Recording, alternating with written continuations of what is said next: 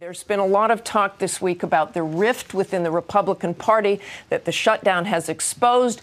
The New York Times this morning calling it a civil war. And John Karl is back with us. John, you explored that civil war with two Republicans this week. That's right, Martha. I talked to two high-profile Republicans. Both are potential presidential candidates. Both are, no doubt about it, conservatives. But as you'll see, they represent opposite sides of this battle for the future of the Republican Party. The deal was a terrible deal. The Washington establishment sold the American people down the river. It provided no relief for the millions of people who are hurting because of Obamacare. But it is worth also focusing on what did happen, because a lot, I think, was accomplished in the last couple of months. Number one, the public debate over the harms that Obamacare is inflicting. It elevated the public debate, and that is critically important. People hated this shutdown. They hated this impasse. And this was seen as the Ted Cruz shutdown. You, more than any single individual, were seen as the one that triggered this crisis to begin with. John, I agree that a lot of D.C. politicians tried to call it that, and a lot of the media did, too. But talking about public opinion nationally. Let me be very clear. I said throughout this, we shouldn't have a shutdown. I don't want a shutdown. I repeatedly voted to open the government. There never would have been a shutdown if you hadn't gone with this strategy of saying we're not even going to fund the government for 6 weeks unless we can defund Obamacare. You know what, John? There never would have been a shutdown if Harry Reid and President Obama hadn't said we will not compromise, we will not negotiate, shut the government down. How much do your colleagues just despise you right now on the floor? I mean, I hear some really strong language from your own fellow Republican senators. I think it's obvious that we are now seeing the end of this agonizing odyssey. It's one of the more shameful chapters that I have seen. Listen, you made some enemies in this battle. There's an old saying that politics, it ain't beanbag. And I'm not serving in office because I desperately needed 99 new friends in the U.S. Senate. Given the choice between being reviled in Washington, D.C. and appreciated in Texas, or reviled in Texas and appreciated in Washington, I would take the former 100 out of 100 times. You did a radio interview where you compared Senate Republicans to an Air Force going over and bombing their own troops, bombing conservatives, bombing House conservatives. And when you've got half the Senate Republican caucus firing their cannons at the House Republicans, it sabotages the effort.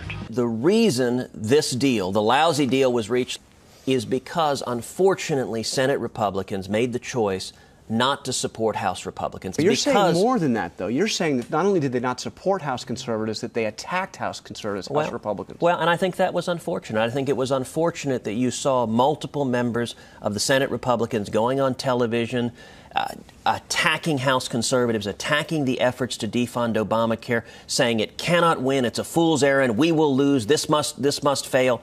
That is a recipe for losing the fight, and it's a shame. We didn't win this battle, but I am encouraged that we have demonstrated when the American people stand up, the House of Representatives will listen, and I hope in time the Senate will listen also. What next? We have another deadline. Government funding runs out on January 15th. Will you rule out pushing to the brink of another shutdown by saying you would block funding for the government unless Obamacare is defunded? Will you do that again? I would do anything, and I will continue to do anything I can to stop the train wreck that is Obamacare. What I intend to do is continue standing with the American people to work to stop Obamacare, because it isn't working, it's costing people's jobs, and it's taking away their health care.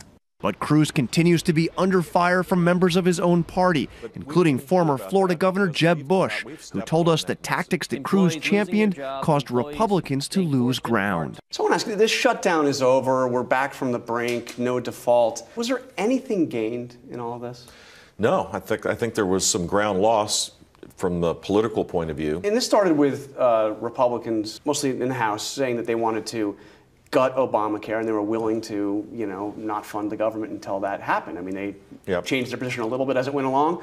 But, I mean, how badly are Republicans hurt by all of this? This started with their strategy. Tactically, it was a mistake to focus on something that couldn't be achieved. And that's what that was. It was tactics. In fact, I would argue that allowing Obamacare to be implemented, two things would happen. One, it would be so dysfunctional if it was implemented faithfully, that it would be clear for more people, or it couldn't be implemented because the government's not capable of doing it. It looks like that the latter rather than the former may be happening, but that was all crowded out by a miscalculation using something that shouldn't be used, the debt ceiling limit and continuation, of the budget. What do you think when you see these guys, your own party, coming out and saying, debt ceiling? You don't necessarily need to raise that. I mean, well, you have to pay your obligations. I do a lot of traveling overseas, and when we have these spikes of political conversations that are not grounded in reality, the rest of the world looks at us as untrustworthy.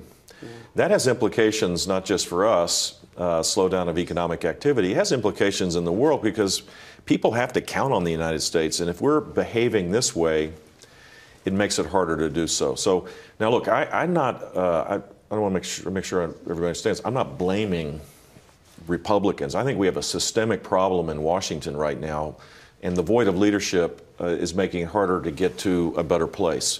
The better place would be that, with civility, have a dialogue about the bigger, more pressing issues and try to find common ground, rather than use each instance of a possible crisis to win a political point. We need to start solving problems, and I think the president does not deserve credit in this either. But I just spoke to Ted Cruz, and he was the guy who said, hey, let's not agree to a funding resolution unless Obamacare is defunded. That was the strategy that really kicked it off. Yep. And he told me that he will now do anything he can to stop Obamacare, and he does not rule out pushing to the brink once again. What would your message be to Ted Cruz? Well, frankly, I think the best way to repeal Obamacare is to have an alternative. We never hear the alternative. We could do this in a much lower cost with improved quality based on our principles, free market principles. And two, show how Obamacare, flawed to its core, doesn't work. So have a little bit of self-restraint. It might actually be a better approach to see the massive dysfunction. But we don't even hear about that because we've stepped on that message. And I think Republicans need to just take a step back and show a little self-restraint and let this happen a little more organically.